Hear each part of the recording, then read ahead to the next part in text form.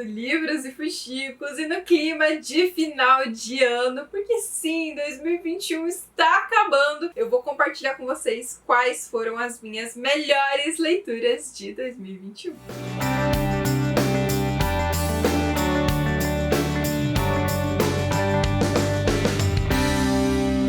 Acho que esse é o primeiro ano que eu não sei dizer pra vocês com exatidão quantos livros eu li ao longo do ano. Eu dei uma relaxada, parei de atualizar meu Scooby, parei de atualizar os livros lidos, simplesmente fui lendo, fui vivendo, mas eu acho que eu devo ter lido quase 100 livros. Eu li muita coisa boa, principalmente nos últimos meses. Eu acho que eu passei por uns momentos meio difíceis e mergulhei ainda mais nos livros, porque pra mim, gente, esse ano foi emocionalmente muito intenso. Pra mim não, né? Acho que pra muita gente. A gente se escondeu nos livros, sim. Então a leitura veio pra confortar ainda mais esses momentos complicados que eu vivi. E sério, gente, isso reflete muito no que eu li. Eu li muito romance clichê, eu li muito romance contemporâneo, mas eu li muitos livros que me desafiaram, que me tiraram da minha zona de conforto. A maioria desses estão hoje aqui na minha lista de favoritos. Então acho que esse é o primeiro vídeo no canal que vai ter mais livros de outros gêneros do que de romance na lista de favoritos. Eu acho que isso mostra muito a minha mudança,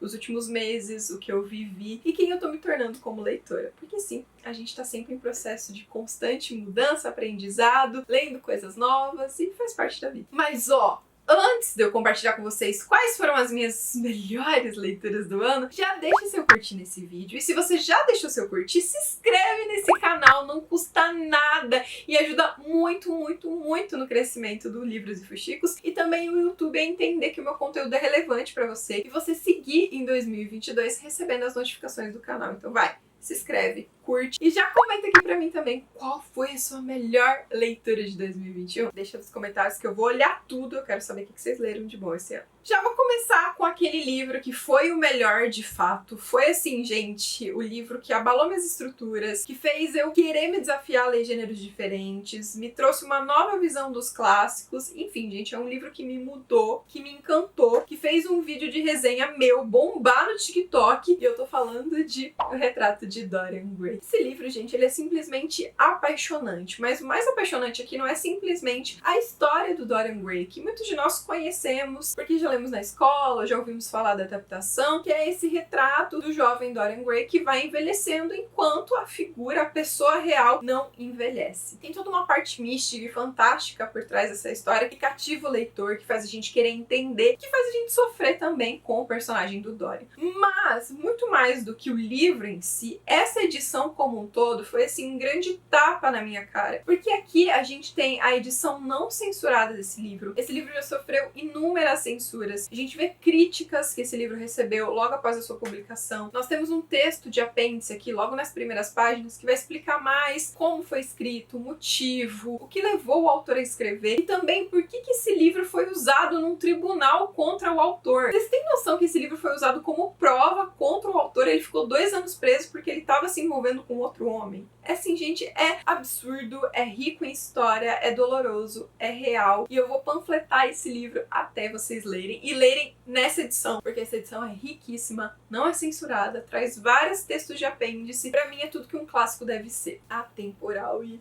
apaixonada. Outra das minhas grandes, melhores leituras do ano, e é um livro que eu não vejo a hora de assistir a adaptação, que sim, vai ter adaptação dessa história, é Pachinko. Eu li através da edição do Intrínsecos, mas a gente tem a edição tradicional. Por sinal, preciso comprá-la. Acabei de lembrar que eu preciso comprar porque eu quero ter as 2 edições na minha estante. Mas enfim, essa é uma história histórica, é uma ficção histórica, que vai trazer gerações aqui, né, ao longo do passar dos tempos, de figuras que sofrem muito preconceito por serem coreanas. E aqui a gente vai entender primeiro o momento em que o Japão anexou a Coreia como uma colônia. Os preconceitos que os coreanos começaram a passar diante dos japoneses, abuso, a violência, a guerra. O que muda, né, na estrutura social de um país a partir do momento que ele vira uma colônia. Tem toda essa parte rica e cultural maravilhosa, mas tem muitas outras camadas, porque são muitas gerações contando uma história, são muitas pessoas mostrando pra gente tudo que eles já viveram. É um livro de fato sobre pessoas, né? Então a gente vai acompanhar ali 1911 e aí, né, ao decorrer dos anos, outras gerações, outras pessoas. É um livro maravilhoso que transborda a riqueza cultural da Coreia, que transborda riqueza social, que fala sobre disparidade de classe, fala sobre preconceito, sobre racismo estrutural e fala sobre amor, se apaixonar, se magoar, errar.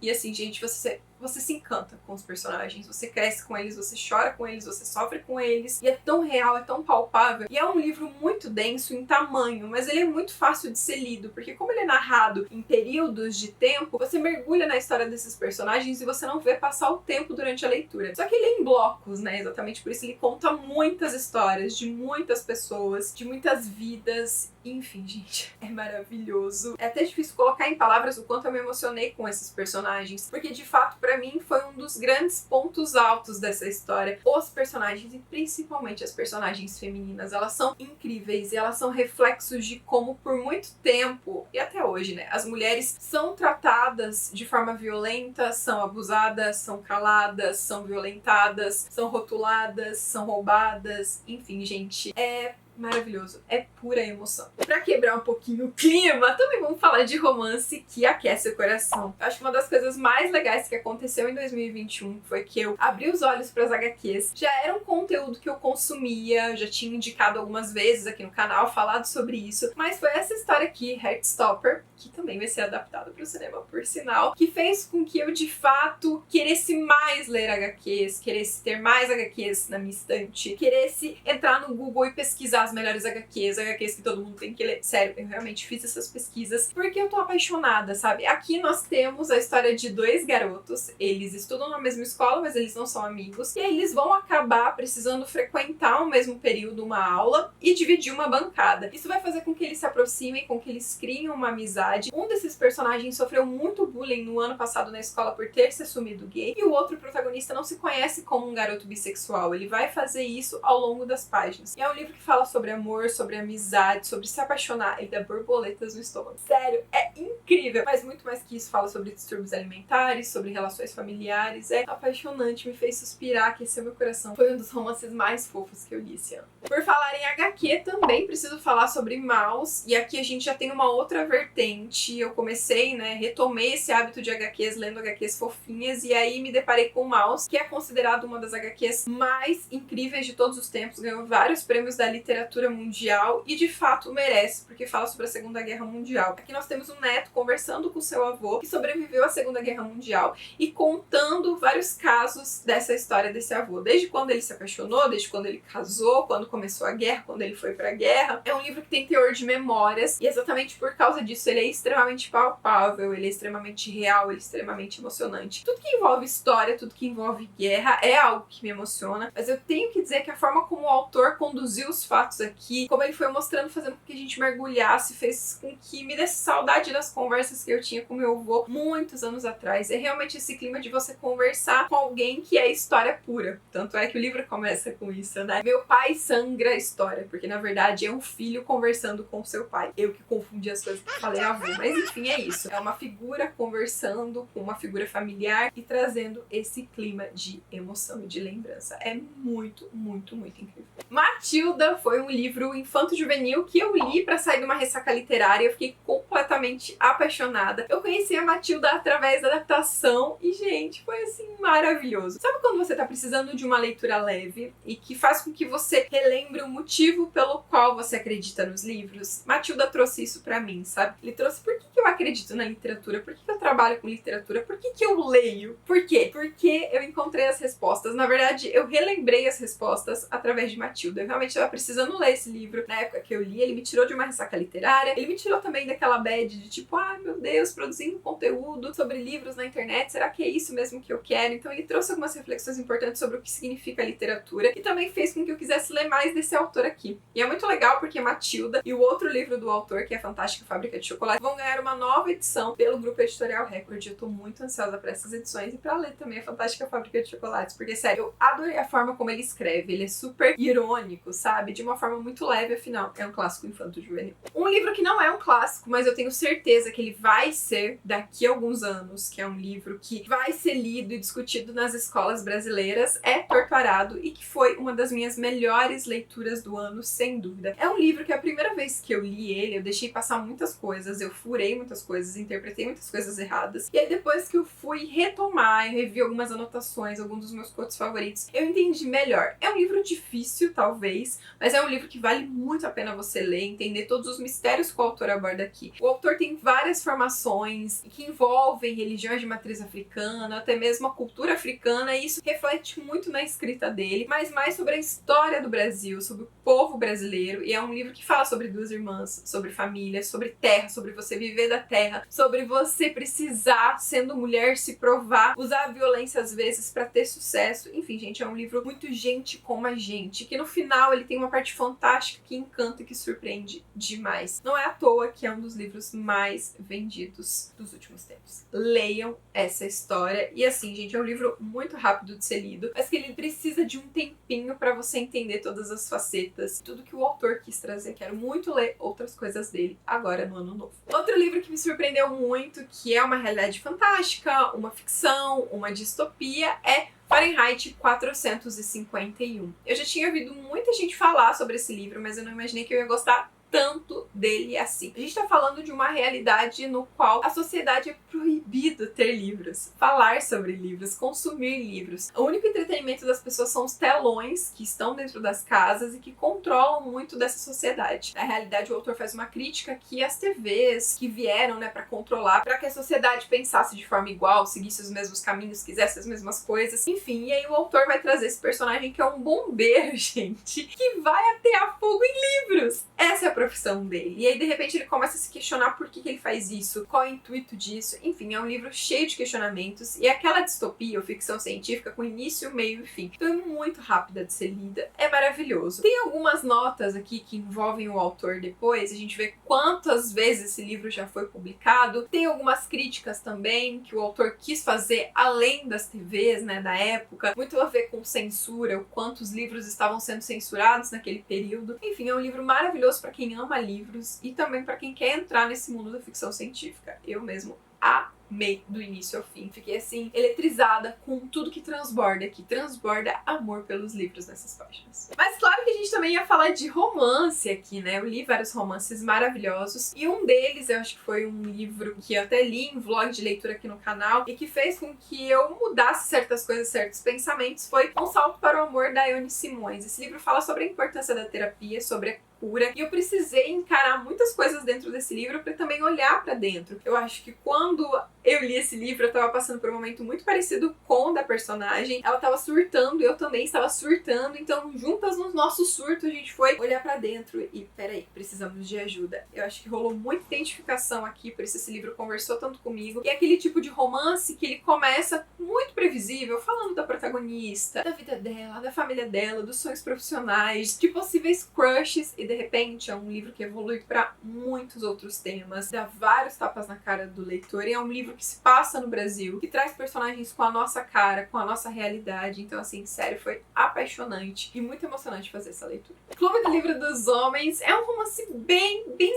clichê, mas merecia estar nessa lista, porque foi uma leitura que me fez muito bem. Eu li ela com o Manu e a gente ficou encantado, porque aqui nós vamos acompanhar um personagem masculino que ele tá querendo fazer com que o seu casamento permaneça, porque a sua esposa já quer o divórcio, eles têm filhos, e ele quer realmente lutar por essa família, por esse relacionamento, e ele não sabe como. E aí vão aparecer alguns amigos que vão levar ele para um clube do livro, e esse clube do livro vai ajudar com que ele retome, reconquiste a sua esposa. E tudo isso porque ele vai começar a ler livros de romance e vai pegar dicas nesses livros de romance. É bem superficial, sim, mas ao mesmo tempo trabalha vários temas bacanas sobre você se perder dentro da maternidade, você se esquecer dentro de um relacionamento, sobre homens não serem perfeitos, sobre homens precisarem de ajuda para estar dentro de um relacionamento. Enfim, é um livro super rápido, super leve de ser lido e que fez com que eu ficasse com o coração quentinho. Então, Sério, foi uma leitura incrível. As Cores do Coração é um romance contemporâneo que vai falar sobre doação de órgãos. Também se passa no Brasil, também traz personagens muito gente como a gente, que vai falar sobre memória celular. E mais do que isso, vai trazer a perspectiva de doação de órgãos sobre duas óticas. A personagem principal que perdeu seu noivo e depois da morte ele doou órgãos que salvaram a vida de várias pessoas, e em contrapartida de um homem que passou anos na fila esperando por um órgão e acabou de ser transplantado e acabou de receber uma nova chance de viver. A gente vai ver a perspectiva desses dois, de como os dois precisam de ajuda para recomeçar, de como os dois estão passando por um momento muito difícil, e é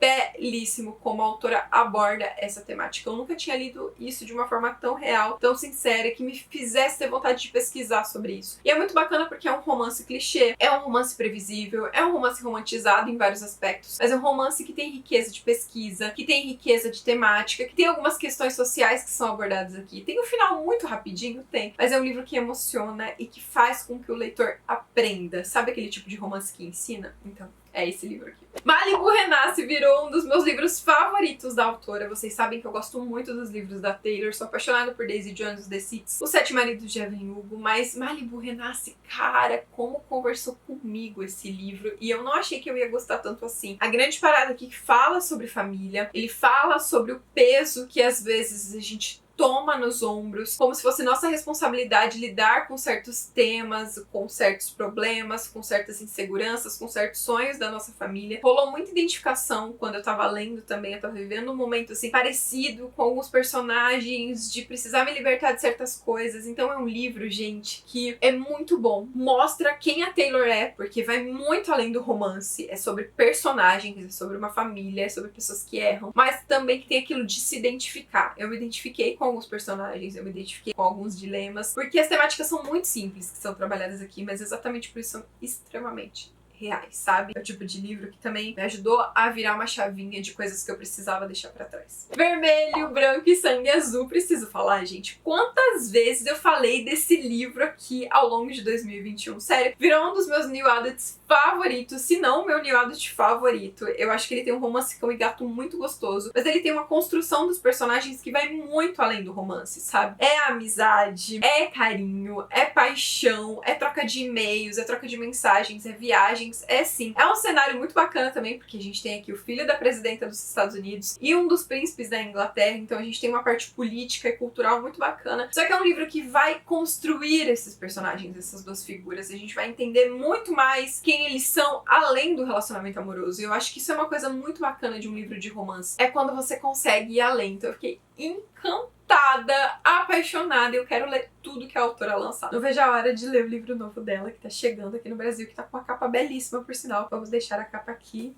E é isso, já virou uma autora queridinha. Vocês sabem que romance de época é um dos meus gêneros literários favoritos, e esse ano eu senti que eu precisava encontrar livros novos dentro desse gênero literário. Eu tava lendo sempre as mesmas coisas, era sempre o Duque que vai ficar com a fulana, o Conde que se apaixonou pela ciclana, o Visconde e o Marquês, enfim, era sempre ali sobre a sociedade e a nobreza da Inglaterra, aqueles cenários dos bailes em Londres, tava sempre as mesmas coisas, sabe? E apesar de ser um gênero que é pra ser assim, romance, fofinho, contos de fada, eu queria mais, eu queria diversidade, eu queria representatividade, porque é um gênero tão rico lá fora, por que aqui era sempre as mesmas coisas? E aí eu comecei a prestar atenção no que eu estava lendo, sabe? Eu fui atrás de procurar livros diferentes, escritos por pessoas diversas, protagonizados por casais diversos, e aí, minha gente, é aí que eu li muita coisa boa. Não é à toa que um dos meus livros favoritos do ano é um romance de época, que é Uma União Extraordinária, da Alyssa Cole, que fala sobre a Guerra Civil, vai trazer uma personagem negra, vai falar sobre as pessoas escravizadas, vai falar sobre uma luta, vai falar sobre uma guerra, sobre você ser reconhecido, respeitado, sobre você acabar com o preconceito, e tudo isso, gente, uma riqueza cultural e histórica maravilhosa em um casal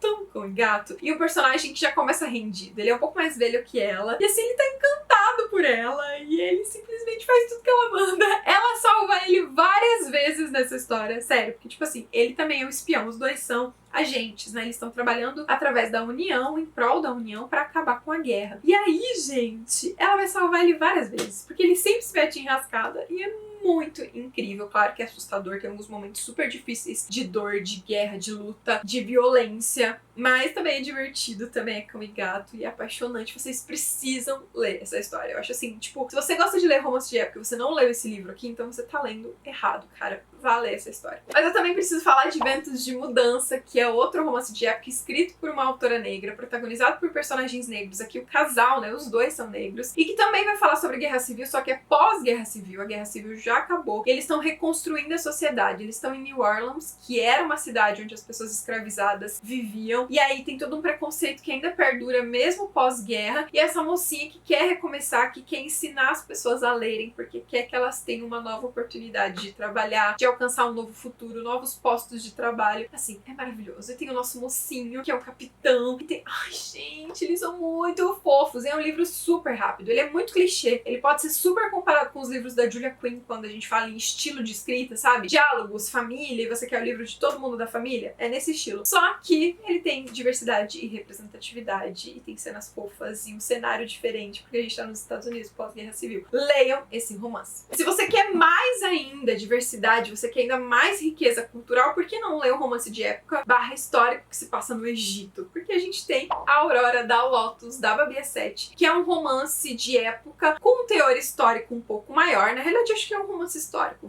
que se passa em 1283 a.C., porque ele vai trazer aqui uma hebreia e um capitão egípcio se apaixonando. Ela vai falar sobre amores proibidos, mas vai falar muito mais do que isso, é muito mais do que romance, sobre essa personagem principal. Ela é jovem, ela vai errar muito, ela vai sofrer muito, cair, levantar, e a gente vai aprender a amadurecer e sofrer com ela. É um livraço muito emocionante e tem essa riqueza cultural, esse cenário maravilhoso que a autora trouxe aqui. Mas ó, pra vocês terem uma noção, eu também fui pra Alemanha com romances de época, porque eu li a série Damas de Aço, da Carina Reid, que é uma autora nacional e que é maravilhosa. São livros assim, o primeiro livro é um pouco mais clichê, foca mais no casal, não tem tantas coisas diferentes, mas assim, o segundo livro já traz uma protagonista que é uma escritora, o terceiro livro traz uma viagem ali pelos contos, pela região que os irmãos Grimm se inspiraram para escrever seus contos, o quarto livro vai contar a história de uma mulher maravilhosa, fala sobre guerra. Enfim, gente, é uma série incrível, cheia de diversidade também, que traz um cenário diferente, que traz temáticas importantes. Temos também a série Paixões Improváveis, da Sara Fidelis, que eu comecei e terminei esse ano de 2021. E foi uma saga de romance de época super gostosa, porque vai trazer aqui personagens que não são ricos se apaixonando, então fala um pouco sobre a sociedade, foge um pouco dessa coisa dos bailes e traz um senso de amizade familiar muito gostoso, sem contar que é super sensual. Temos a série Mulheres do Brasil, da Sheila Guedes, que se passa no Brasil, que eu finalizei a série, né, a trilogia esse ano, e que eu fiquei encantada com as temáticas que são abordadas aqui. Fala sobre racismo estrutural, fala sobre diversidade, sobre povos indígenas, é incrível. Tem a série Conselheira Amorosa, da Laura Ligank, que vai trazer muito personagens femininas, vai falar sobre voto, vai falar sobre mulheres empoderadas, fala muito sobre feminismo, na verdade, porque ele traz aqui figuras femininas que fogem do padrão. Por exemplo, uma mulher que sonha em ser professora, só que ela vai se apaixonar por um embuste, esse embuste vai espalhar pra todo mundo coisas horríveis dela, ela vai precisar se fantasiar de homem, se vestir de homem pra conseguir trabalhar com o que ela ama. Enfim, traz mulheres super fortes, mulheres trabalhando no jornal, mulheres viajando,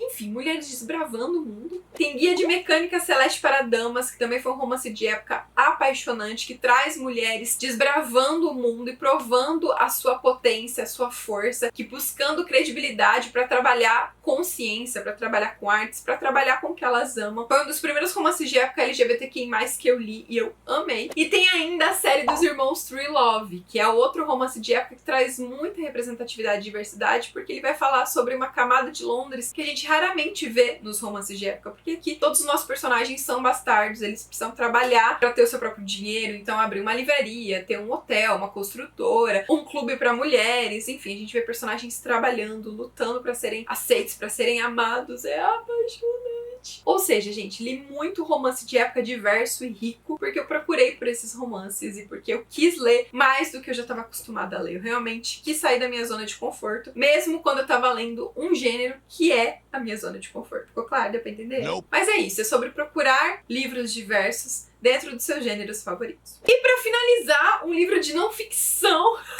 É isso, gente, é um livro de não ficção e que foi uma paulada, que eu tô falando de 10 dias em um hospício. Aqui nós vamos acompanhar a jornada de uma jornalista que ela é convidada pelo seu editor a passar 10 dias em um hospício, 10 dias e 10 noites, e retratar tudo que se passa por lá. Isso porque no século XIX existia uma parte mística por trás dos hospícios. Ninguém sabia como eram as coisas por lá. Falava-se muito dos maus tratos e de como era absurdo a convivência e a realidade das pessoas que estavam dentro dos hospícios, mas ninguém sabia exatamente como era. E aí, gente, ela vai passar esses 10 dias, mas ela vai entrar lá, assim, fingindo que ela realmente é insana. Esse é o termo que ela usa, né? Que é usado aqui, a insanidade. Claro, existem várias notas aqui, vamos explicar pra gente os motivos por trás desses termos. Vão falar muito sobre evolução, sobre como hoje a psicologia e a psiquiatria são avançados, mas a ideia de fato aqui, gente, é a gente entender os maus tratos e como as pessoas eram simplesmente jogadas nesses lugares e tratadas com o máximo de violência e descaso, como as mulheres eram violentadas de várias formas e como não se tinha um cuidado de fato para olhar a parte mental dessas pessoas. É